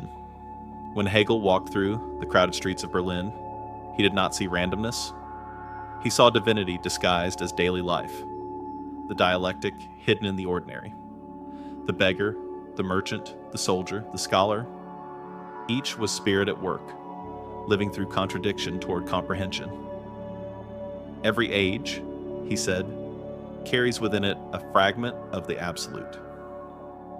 Even the noise of factories, the arguments of politicians, the birth and death of nations, all were syllables in God's sentence. History itself was revelation in progress. Spirit does not whisper to prophets, it roars through the world. The solitude of understanding. Yet there was something lonely in Hegel's enlightenment. To see all as one is to lose the comfort of duality, the intimacy of a God who listens, the drama of a world that surprises. If everything is necessary, what becomes of wonder? If the divine is everywhere, can it still be adored? These were not questions Hegel could answer. Perhaps no one can. Because to live in full understanding is to live without mystery. And to live without mystery is to live without innocence. But Hegel accepted this loneliness as the price of truth. Better a cold light than a warm illusion. Better to see God as reason than to imagine him as wish. The eternal return of spirit. In the final lines of his Encyclopedia of the Philosophical Sciences, Hegel describes the absolute as the self-thinking idea that eternally returns into itself. It is a circle without circumference, a motion without end.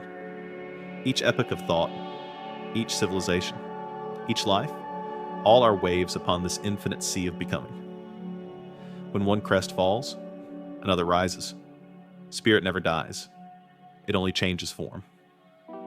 And through every form, it learns, slowly, painfully, beautifully, what it means to be free.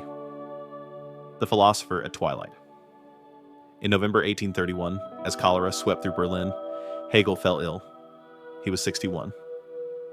On his desk lay unfinished notes for a new edition of his logic. His life's work, the architecture of the absolute. The system was complete, yet incomplete. Spirit had revealed itself, but the world remained in turmoil. Perhaps that was fitting. For even the philosopher of the absolute could not escape the dialectic. The world would continue to move, through revolution, through reason, through ruin. And with each movement, the spirit would rediscover itself. The absolute was not his creation, it was his witness. The final illumination. In the stillness before his death, Hegel's faith remained intact, that everything, even death, is thought. The universe remembering itself through us. And that one day, in some future consciousness, the whole will again awaken, whispering its eternal refrain. I am all that was, and is, and will be. And in knowing myself, I become free. When Hegel died in 1831, Europe did not notice right away. He slipped quietly from the world in a Berlin gripped by cholera, leaving behind a desk full of notes and a philosophy that claimed to explain everything. But philosophy, like spirit, never dies. It transforms. And in the decades that followed, the world began to wrestle with Hegel's ghost. He had built a cathedral of logic, a system that promised to reconcile every contradiction. But as the 19th century unfolded, with its revolutions, machines, empires, and wars, the harmony he envisioned began to fracture. The spirit he had described as reason in the world now seemed to some a machine with no mercy. The absolute had awakened. But what if it no longer cared? The heirs of the absolute Hegel's death left behind not just a philosophy, but a family. And like all families, it immediately began to fight. His students split into two rival camps: the right Hegelians, who saw in him the final revelation of divine order, and the left Hegelians, who saw in him the beginning of revolution. The right claimed that the Prussian state, rigid, disciplined, and hierarchical, was the realization of spirit. The left laughed. They saw Hegel's dialectic not as justification for the world as it is, but as the logic of how it must change. To them, contradiction was not the end of thought, but the engine of history. And one young man from Trier, intense, exiled, and brilliant, would take that logic and set it on fire. His name was Karl Marx. Marx and the inversion of the dialectic. Marx admired Hegel, but turned him upside down. Where Hegel had said that spirit shapes matter, Marx declared that matter shapes spirit. History, he argued, is not the unfolding of divine reason, but the struggle of human labor, the conflict between those who own and those who toil. The dialectic remained, but its substance changed. No longer was it the slow reconciliation of ideas. It was the violent clash of classes. Marx stripped the absolute of its divinity and gave it a body made of workers, machines, and factories. It was Hegel without heaven. The spirit had come down to earth, and now it demanded bread, not metaphysics. In Marx's hands, Hegel's logic became history's weapon. The synthesis would not come in lecture halls, but in revolution. Kierkegaard, the return of the individual. While Marx dragged Hegel's spirit into the streets, another thinker, quiet, melancholy, and alone in Copenhagen, sought to rescue the one thing Hegel's system had buried: the individual soul.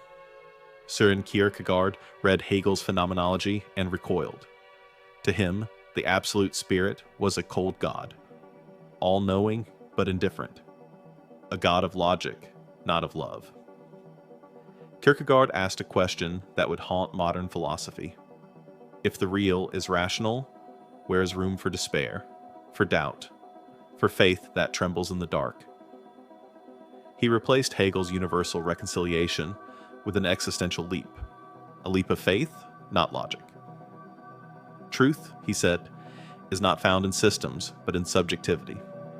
To stand before God, trembling and alone, was truer than any dialectic could ever be. Hegel built a system to explain spirit. Kierkegaard tore it down to save the soul, the death of God. But even that soul, once saved, would soon revolt. Friedrich Nietzsche, the brilliant and fevered prophet of the next century, looked at both Hegel and Kierkegaard and declared something unthinkable.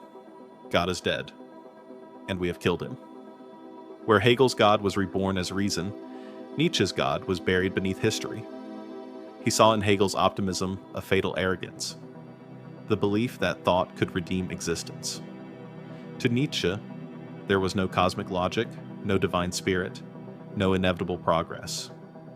There was only chaos, and the human will to carve meaning out of it. He admired Hegel's courage to see history as a process, but despised his conclusion that it made sense. To Nietzsche, sense itself was the last illusion. Life was not a dialectic. It was an abyss. And the only redemption lay in affirming it, not explaining it. The shattered mirror. By the late 19th century, Europe stood surrounded by fragments of Hegel's system, each reflecting a different light. Marx's materialism, Kierkegaard's Thoth, Nietzsche's defiance, all were born from the same soil. Hegel's dream of the absolute had shattered, but its pieces glowed in the hands of his heirs. Every modern philosophy of freedom, alienation, absurdity, and power could trace its lineage back to him. The spirit had divided itself again, and perhaps, as Hegel might have smiled to note, this too was part of the process. The dialectic continued, even against its author. The rise of history itself. If Hegel's great idea was that reason moves through time, the 19th century made that idea literal. Historians began to write not about kings and battles, but about forces, structures, evolution, economics. The world became a process, and history its scripture. Darwin described life evolving through struggle. Marx described society evolving through conflict. Freud described the self evolving through repression. Even the artists, Wagner, Tolstoy, Dostoevsky, painted their worlds as living contradictions seeking synthesis. They were all, knowingly or not, speaking Hegel's language. The absolute had dissolved into culture itself, the shadow of reason. But then came the 20th century, and with it, catastrophe. 2 world wars, the rise of totalitarianism, and the machinery of genocide. If Hegel had believed that history is the progress of freedom, his descendants watched that progress devour itself. Reason, once divine, became instrumental, a tool for control. The same dialectic that had promised reconciliation was now driving technology, bureaucracy, and domination. The spirit was no longer awakening, it was consuming. Adorno and Horkheimer, heirs of Hegel's method, looked upon the ruins of Europe and wrote bitterly, "The fully enlightened earth radiates disaster triumphant." The absolute, it seemed, had become the factory. Logic had learned to kill. The persistence of the dialectic. And yet, even in despair, Hegel remained. Every attempt to refute him became a continuation of his method. Every rebellion against his system unfolded within its logic. Marx negated him with materialism. Kierkegaard negated him with faith. Nietzsche negated him with will. But each negation, and as Hegel himself would have predicted, preserved something of what it opposed. That was his secret victory, to create a philosophy so vast that even those who destroy it must speak its grammar. History became his proof. No one could escape the dialectic, because the dialectic was the way the world thinks. The modern spirit today, Hegel's name rarely appears outside classrooms, yet his fingerprints are everywhere. Every debate about freedom and order, individual and collective, logic and chaos, all are echoes of his thought. In politics, we still wrestle with his question. Can freedom exist within the system, or only against it? In technology, we live his paradox, the triumph of reason turning into the alienation of the human. In art, in psychology, in faith, we are still tracing the same spiral, the movement from self to world to self again. The absolute has not vanished. It has gone online. The spirit. Today, perhaps Hegel was right after all. That spirit is not something ancient or abstract, but alive, evolving through us. Every contradiction we face between progress and decay, unity and fragmentation, intelligence and emotion, is spirit thinking through its latest form. And just as before, it is never content. Every synthesis becomes another thesis. Every resolution, a new contradiction. The dialectic continues, not in books or empires, but in algorithms, art, and anxiety. The spirit has traded parchment for pixels, but it is still learning what freedom means. The return of the question. In the end, the world after Hegel is not a world without him. It is his philosophy made flesh, fractured, restless, and self-aware. We live inside the dialectic he described, caught between reason and rebellion, unity and difference. And somewhere in that tension, perhaps spirit still whispers the same truth it spoke to Hegel. That meaning is not given, but made. That history is not chaos, but conversation. That thought, even when it breaks, still moves forward. The absolute is not dead. It is thinking through us. When the storm of history subsides, what remains? After all the revolutions and counter-revolutions, the manifestos and burnings, the cries for freedom and the return of order. What is left of Spirit's journey? For Hegel, and for those who came after him, the final act of philosophy was not rebellion. It was reconciliation. Not the passive kind that forgets, but the conscious kind that understands. To reconcile is to see clearly what once seemed broken, and to love it not despite its contradictions, but because of them. This was Hegel's last, most difficult lesson, that wisdom is not born from escape, but from the slow acceptance of necessity. The wound of reason. Hegel's century was one of wounds. Revolutions that devoured themselves. Empires that rose and collapsed under their own ideals. He had watched France rise from monarchy to liberty, then tumble into terror and empire. He saw nations struggle to balance freedom with unity, chaos with structure. His system was not a defense of oppression, as his critics claimed. It was an attempt to heal, to explain how freedom could survive the ruins of revolution. He called it Versöhnung, reconciliation, the moment when the world's contradictions reveal themselves as parts of a single, living truth. Reason, for Hegel, was not cold logic. It was compassion for reality itself, understanding as forgiveness. To understand, in the Hegelian sense, is to forgive, not to excuse evil, but to recognize its place within the tragic rhythm of existence. He once wrote, "The owl of Minerva spreads its wings only with the falling of dusk," meaning, we understand life only after it has passed. Wisdom arrives when the day is already ending. Hegel's owl is not blind optimism. It is sorrow made intelligent. To comprehend the world is to mourn it and love it simultaneously. Even the darkest events, wars, oppression, despair, are, in his view, the spirit struggling to know itself through error. That was the scandal of his thought, that reason does not stand apart from suffering, but moves through it. The absolute is not pure, it bleeds. The circle of acceptance. In the phenomenology of spirit, the path to knowledge begins with alienation. Consciousness encounters what it cannot control: otherness, loss, contradiction, and through that confrontation, it grows.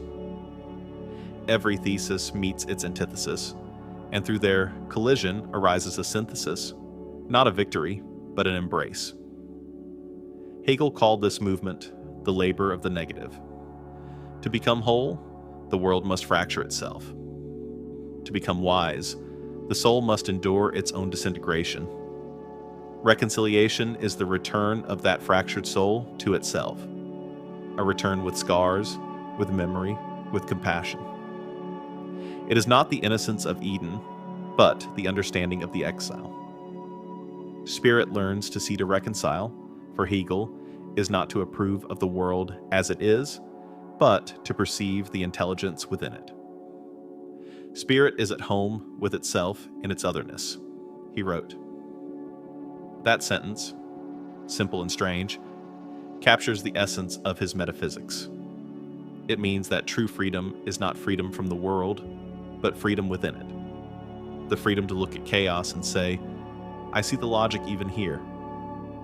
When spirit understands its own alienation as necessary, estrangement becomes belonging. This is what the dialectic has always meant.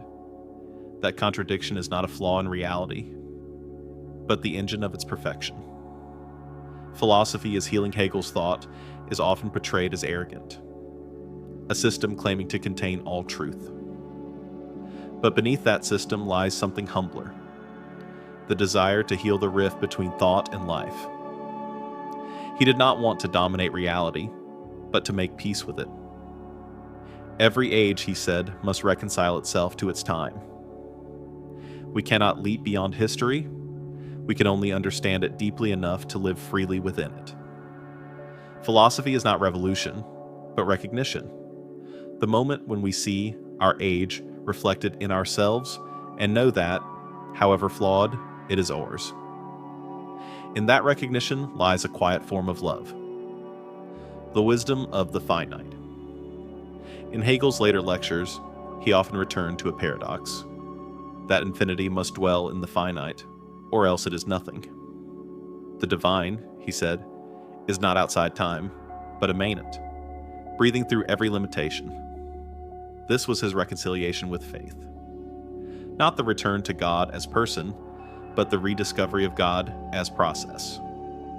The sacred does not descend from heaven, it emerges from history, from work, from thought. To think deeply about the world is itself a form of prayer. In this sense, Hegel's philosophy was not atheism, but the reabsorption of theology into logic. God not worshipped, but understood. And, in understanding, reconciled. Freedom as recognition. The young Hegel once believed freedom meant overthrowing kings. The older Hegel knew freedom meant something harder, seeing oneself in others. Recognition, Anerkennung, became the cornerstone of his ethics. To be free is to be recognized as a person, and to recognize others as such. Slavery, oppression, hatred. These are not merely social failures, but metaphysical ones. They deny spirit its reflection. The reconciliation Hegel envisioned was not political peace, but mutual recognition. A society in which every consciousness finds itself mirrored in the freedom of another. Not unity through obedience, but unity through understanding. The end of history?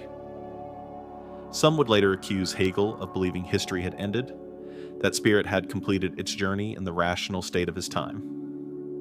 But Hegel never said histories would stop. He said it would become transparent to itself, that spirit would know what it had been doing all along. That transparency is not stillness, it is maturity. When the world understands its own motion, it does not cease to move. It moves wisely. The end of history is not a conclusion. It is consciousness becoming aware of its own story. The eternal mediation.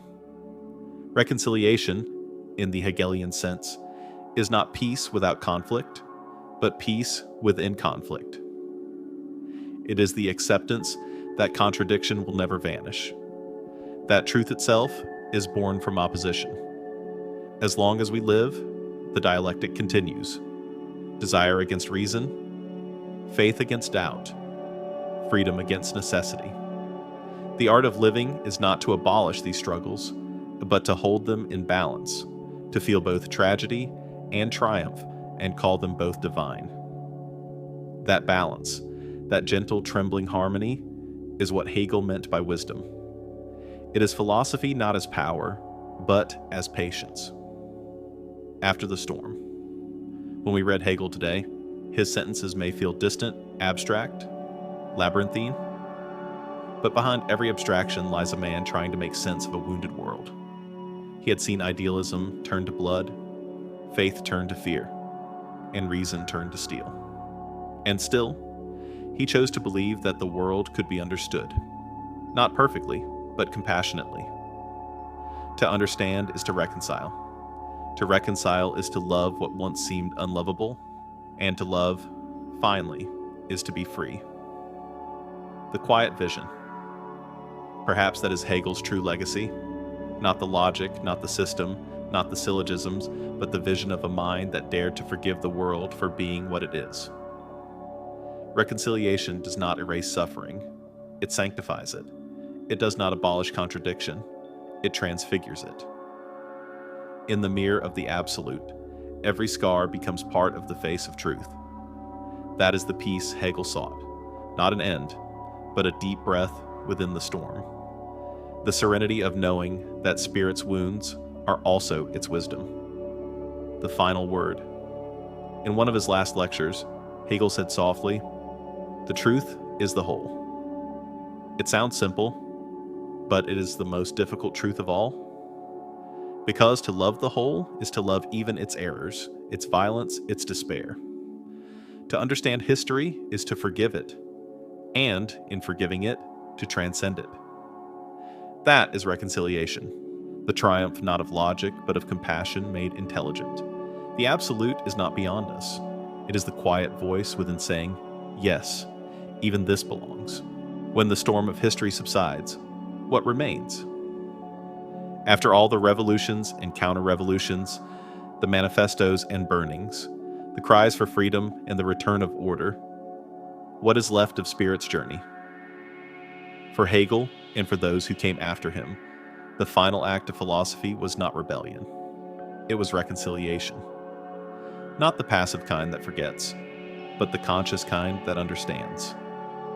To reconcile is to see clearly what once seemed broken, and to love it not, despite its contradictions, but because of them.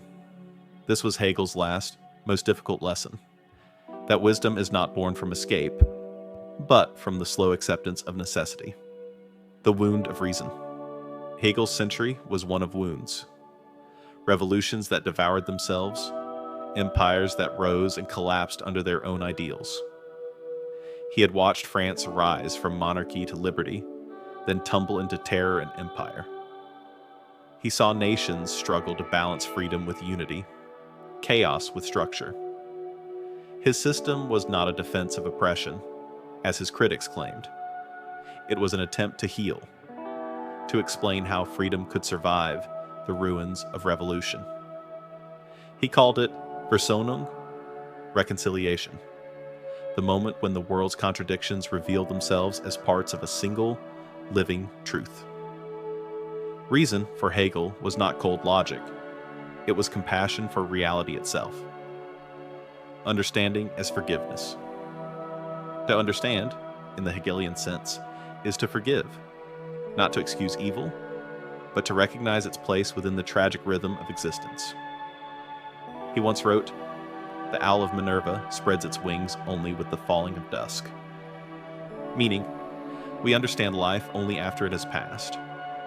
Wisdom arrives when the day is already ending. Hegel's owl is not blind optimism. It is sorrow made intelligent. To comprehend the world is to mourn it and love it simultaneously. Even the darkest events, wars, oppression, despair, are, in his view, the spirit struggling to know itself through error. That was the scandal of his thought.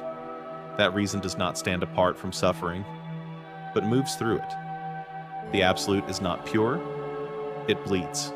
But the circle of acceptance. In the phenomenology of spirit, the path to knowledge begins with alienation. Consciousness encounters what it cannot control: otherness, loss, contradiction. And through that confrontation, it grows. Every thesis meets its antithesis, and through their collision arises a synthesis. Not a victory, but an embrace.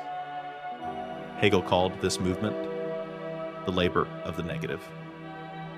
To become whole, the world must fracture itself. To become wise, the soul must endure its own disintegration. Reconciliation is the return of that fractured soul to itself. A return with scars, with memory, with compassion. It is not the innocence of Eden, but the understanding of the exile. Spirit learns to see to reconcile. For Hegel is not to approve of the world as it is, but to perceive the intelligence within it. Spirit is at home with itself in its otherness, he wrote.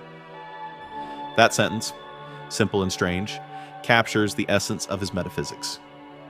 It means that true freedom is not freedom from the world, but freedom within it. The freedom to look at chaos and say, I see the logic even here. When spirit understands its own alienation as necessary, estrangement becomes belonging. This is what the dialectic has always meant. That contradiction is not a flaw in reality, but the engine of its perfection. Philosophy, as healing Hegel's thought, is often portrayed as arrogant, a system claiming to contain all truth. But beneath that system lies something humbler, the desire to heal the rift between thought and life. He did not want to dominate reality, but to make peace with it. Every age, he said, must reconcile itself to its time. We cannot leap beyond history. We can only understand it deeply enough to live freely within it. Philosophy is not revolution, but recognition. The moment when we see our age reflected in ourselves and know that, however flawed, it is ours. In that recognition lies a quiet form of love.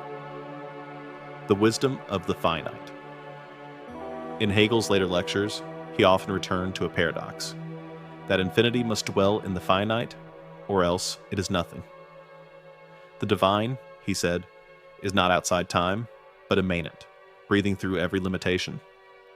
This was his reconciliation with faith, not the return to God as person, but the rediscovery of God as process. The sacred does not descend from heaven. It emerges from history, from work, from thought. To think deeply about the world is itself a form of prayer. In this sense, Hegel's philosophy was not atheism, but the reabsorption of theology into logic. God not worshipped, but understood, and in understanding, reconciled. Freedom as recognition. The young Hegel once believed freedom meant overthrowing kings. The older Hegel knew freedom meant something harder, seeing oneself in others. Recognition, Anerkennung, became the cornerstone of his ethics. To be free is to be recognized as a person, and to recognize others as such. Slavery, oppression, hatred. These are not merely social failures, but metaphysical ones. They deny spirit its reflection. The reconciliation Hegel envisioned was not political peace, but mutual recognition. A society in which every consciousness finds itself mirrored in the freedom of another. Not unity through obedience, but unity through understanding. The end of history? Some would later accuse Hegel of believing history had ended, that spirit had completed its journey in the rational state of his time. But Hegel never said history would stop. He said it would become transparent to itself, that spirit would know what it had been doing all along. That transparency is not stillness, it is maturity. When the world understands its own motion, it does not cease to move. It moves wisely. The end of history is not a conclusion. It is consciousness becoming aware of its own story. The eternal mediation reconciliation, in the Hegelian sense, is not peace without conflict, but peace within conflict. It is the acceptance that contradiction will never vanish, that truth itself is born from opposition. As long as we live, the dialectic continues. Desire against reason, faith against doubt, freedom against necessity. The art of living is not to abolish these struggles, but to hold them in balance, to feel both tragedy and triumph, and call them both divine. That balance, that gentle, trembling harmony, is what Hegel meant by wisdom. It is philosophy not as power, but as patience. After the storm. When we read Hegel today, his sentences may feel distant, abstract, labyrinthine, but behind every abstraction lies a man trying to make sense of a wounded world. He had seen idealism turn to blood, faith turn to fear, and reason turn to steel. And still, he chose to believe that the world could be understood, not perfectly, but compassionately. To understand is to reconcile. To reconcile is to love what once seemed unlovable. And to love, finally, is to be free. The quiet vision. Perhaps that is Hegel's true legacy. Not the logic, not the system, not the syllogisms, but the vision of a mind that dared to forgive the world for being what it is. Reconciliation does not erase suffering, it sanctifies it. It does not abolish contradiction, it transfigures it. In the mirror of the absolute, every scar becomes part of the face of truth. That is the peace Hegel sought. Not an end, but a deep breath within the storm. The serenity of knowing that spirit's wounds are also its wisdom. The final word. In one of his last lectures, Hegel said softly, "The truth is the whole." It sounds simple, but it is the most difficult truth of all, because to love the whole is to love even its errors, its violence, its despair. To understand history is to forgive it, and in forgiving it, to transcend it. That is reconciliation. The triumph not of logic, but of compassion made intelligent. The absolute is not beyond us, It is the quiet voice within saying, yes, even this belongs. History never ends. It only changes voice. And when Hegel's own voice fell silent in 1831, the echo of his system began to speak through others, through poets and revolutionaries, through economists and engineers, through the very machinery of modern life. That echo, the reverberation of the absolute, still hums beneath our world today. But it is no longer the hymn of spirit's perfection. It is the uneasy vibration of a planet that remembers the dream of unity, yet lives in perpetual fragmentation. Hegel's philosophy promised total understanding. Modernity delivered total reflection. A mirror so vast that no one can step outside it. The broken mirror. The 19th century that followed him became a hall of mirrors. Science revealed invisible laws. Industry revealed invisible chains. Nations marched under banners of progress, while empires devoured continents. Reason triumphed, but its triumph produced smoke, noise, and alienation. Hegel had taught that spirit moves through contradiction. Now, humanity discovered what that meant. The dialectic was no longer a pattern of ideas. It was a furnace, consuming real bodies, real cities. Yet even amid that furnace, his insight endured. The world is not absurd. Its pain has meaning, even if that meaning wounds. The mechanical mind. By the 20th century, the spirit had become electricity. Logic left the universities and entered machines. The dialectic transmuted into algorithms, production lines, and plans. Marx's inversion of Hegel found its fulfillment in factories. Nietzsche's rebellion became psychology. Kierkegaard's solitude became existentialism. Each new era translated the absolute into its own grammar. But something essential was lost. The tenderness in Hegel's vision, the sense that understanding could also be forgiveness. Where he sought reconciliation, modern thought sought control. The owl of Minerva had become a surveillance drone. The echo in art. Still, art kept whispering the truth he foresaw.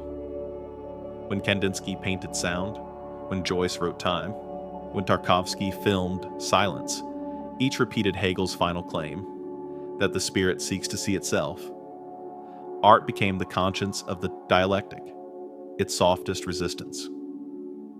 Even the most abstract painting, the most experimental symphony, carried within it the longing to reconcile order and chaos, reason and feeling. Each work was a fragment of the absolute, remembering what it once was. Hegel had declared art a thing of the past, but perhaps he spoke too soon. Art did not die, it dissolved into life. The digital spirit. In our own century, the absolute has migrated again into data. The web of consciousness Hegel imagined has become literal, glowing through cables and screens. Billions of minds now mirror one another in real time, feeding the dialectic of information. The world thinks faster than any philosopher can write. Contradictions appear and synthesize within hours. Outrage, analysis, amnesia. We live inside the movement Hegel described, but without the patience that gave it meaning. What he saw as spirit, we now call network. What he called recognition, we call connection. And yet, behind the noise, the same yearning persists, to be understood by an intelligence larger than ourselves, and to know that we belong within it. The return of the individual. Paradoxically, the more the world unites, the lonelier it feels. The global mind that Hegel prophesied has come to pass, but not as harmony, as overload. Each person is a node, illuminated and forgotten. The dialectic has moved from theology to psychology, from history to the self. Today's spirit is the struggle to stay whole in the flood of mirrors. Every post, every thought, every act of self-expression is a tiny bid for recognition. The same metaphysical hunger Hegel traced between master and slave. We have inherited his system not as doctrine, but as instinct, we live it without knowing. Fade alienation. In this new world, the reconciliation Hegel sought feels impossible. Technology has multiplied contradictions faster than understanding can heal them. We know everything and understand nothing. Yet the pattern remains. Crisis, reflection, synthesis, crisis. The dialectic has not failed. It has become infinite. Spirit continues to learn, though its classrooms are now servers in cities, not temples of reason.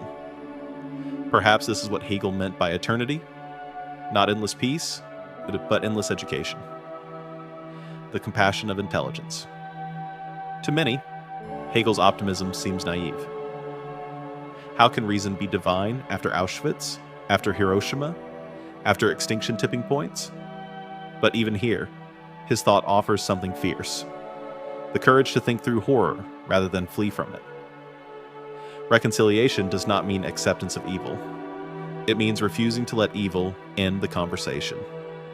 Spirit, he would say, still has work to do.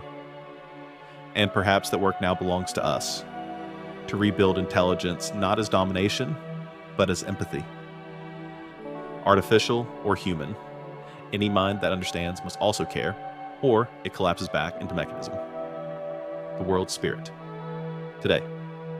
Look around. The dialectic hums beneath every debate about freedom, progress, identity, truth. Left versus right, faith versus doubt, human versus machine. All are variations of the same ancient rhythm. The spirit is not gone. It hides in our arguments, in our longing for meaning, in the algorithms trying to map our desire. Each contradiction is spirit thinking again, asking once more what it means to be free. We are not post-Hegelian. We are Hegel made flesh, the gentle wisdom. If Hegel could speak now, perhaps he would not rewrite the phenomenology. He would simply look at the screens, the wars, the protests, and the art installations glowing in the dark, and say, this too is spirit learning. His faith was never in perfection, but in progress. Not technological progress, but progress in understanding. To know, even a little more kindly, is to move history forward. That finally is reconciliation in motion, the forgiveness that keeps thinking, the infinite reflection. In his system, the absolute ends where it began, in the awareness that there is no outside to thought. Everything that exists within the mirror of spirit. We live in that mirror now, surrounded by reflections of ourselves, but the mirror is not prison, it is promise. Each reflection is an invitation to recognize the same consciousness looking back. The task Hegel left unfinished is the one we live daily, to transform recognition into compassion, logic into love. Coda, the living absolute. The absolute never vanished. It only changed its accent. It speaks now through the murmur of data, the pulse of cities, the quiet persistence of art, the resilience of the human heart. It has become plural, dispersed, unfinished, and that, perhaps, is its perfection. For the spirit is not the end of history. It is history learning to be kind to itself. And if we can listen through the static of our age, we might still hear Hegel's echo, gentle and luminous. The truth is the whole, and the whole is still becoming. Night has fallen on philosophy. 2 centuries after Hegel's death, his books sit quietly on library shelves, their spines fading, their sentences unread by most. Yet the dream that shaped them still glows beneath the surface of modern consciousness. The impossible dream that thought could embrace everything, that understanding could redeem existence itself. The dream of total understanding. It was never merely intellectual. It was spiritual, aching, human. The desire to bring all that is scattered into one continuous breath. Hegel called it the absolute. We, more modestly, call it meaning. The Frauenschimpuisel. In every era, humanity has searched for the same thing, a language that explains why we suffer and still go on. Hegel's dialectic was his attempt to write that language. He believed the universe was not chaos, but conversation. A patient argument between opposites that, through conflict, achieves clarity. He wanted to prove that the broken could be whole, that reason could be love, that history itself was the autobiography of God. And for a moment, he almost convinced the world, because the dream he offered was beautiful, that nothing is wasted, that every tear and every triumph belong to one vast story, moving toward understanding. The awakening of the whole. To know, for Hegel, was not to catalog facts, but to awaken consciousness. Each act of recognition, each "I see you," was spirit remembering itself. From the first awareness of the child to the collective awareness of civilization, the same movement pulsed beneath, self meeting self. And in that meeting, freedom. Because freedom to Hegel was never isolation. It was participation. The joy of being necessary to a greater harmony. When the world understands itself through us, he said, the divine becomes human, and the human divine. The circle closes not above us, but within us, the temptation of completion. But every dream of unity hides its shadow. To know everything is to risk suffocating mystery. To explain all pain is to forget compassion. The very logic that sought to reconcile the world can also crush it beneath its certainty. That was Hegel's tragedy, and ours. The dream of total understanding gave birth to systems, ideologies, machines, and empires that promised order but delivered obedience. Reason became infrastructure. Spirit became administration. And still, somewhere inside that machinery, the same longing burns to make sense, to feel the world think through us one last time. The infinite task. Perhaps total understanding was never meant to be achieved but pursued. The absolute is not a destination. It is the motion of trying to see. Each time a mind reaches toward wholeness, the horizon recedes, inviting it forward again. That is why philosophy never ends. It dies and resurrects with every generation. Each century, another attempt to finish the sentence Hegel began. The truth is the whole. But the whole keeps growing. The dream survives precisely because it cannot be fulfilled. It keeps us awake, curious, alive. Spirit and the modern soul. Today, the spirit has multiplied beyond imagination. It thinks through satellites and search engines, through poems and protest signs, through every whispered question typed into a bar of light. The collective mind that Hegel prophesied has become literal. And yet, the more it knows, the less it understands. Information expands faster than wisdom. Connection grows louder than meaning. The Owl of Minerva now flies at broadband speed, but her vision has not improved. Still, each act of learning, each attempt at empathy, each conversation across the void is another flicker of the same old dream, that one day the world might recognize itself again, the compassion of comprehension. If Hegel taught us anything, it is that to understand is an act of mercy. To comprehend another person, another era, another mistake, is to release it from isolation. Knowledge, in its purest form, is forgiveness extended through time. The dialectic was never about winning arguments. It was about healing divisions. Every synthesis is a handshake between enemies. Every reconciliation is spirit remembering it has always been one. That, perhaps, is what total understanding truly means. Not infinite data, but infinite compassion. The end that is not an end. All systems collapse. All philosophies crack under the pressure of the infinite. But what remains after the collapse is the impulse that began it. The quiet certainty that truth, though never complete, is still worth pursuing. Hegel's edifice of logic may crumble, but its foundation endures. The belief that meaning is possible. That thought can love the world enough to try to know it. Every philosopher since, Marx, Kierkegaard, Nietzsche, Heidegger, Sartre has carried that flame, each reshaping it, each failing gloriously in his own way.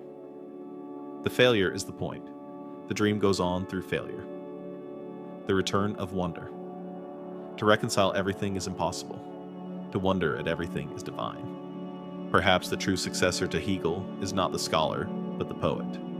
Not the system, but the gaze that finds beauty in paradox. When we stand before a work of art, a sunset, or another human being, and feel both understanding and awe, we repeat the gesture of the absolute. We know, and we love. The mind bows to what it cannot fully grasp, and, in that bow, becomes whole again. That is the reconciliation of our age, not the end of contradiction, but the harmony of awareness and humility. The whisper of the whole.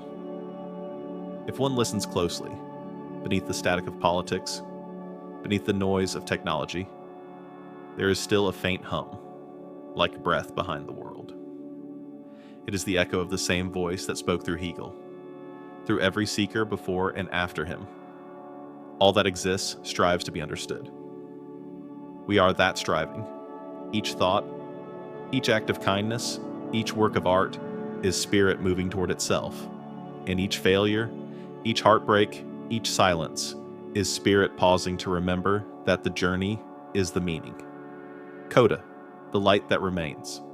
At the end of his life, Hegel believed that philosophy had completed its task, but he was wrong, gloriously wrong. Because no understanding is ever final, the absolute does not rest, it breathes. And through us, it continues to ask its eternal question: can thought ever love as deeply as it knows? Maybe that is all the dream of total understanding ever was. A promise that one day, knowing and loving will be the same thing. Until then, spirit moves on, patient and luminous, thinking through every one of us.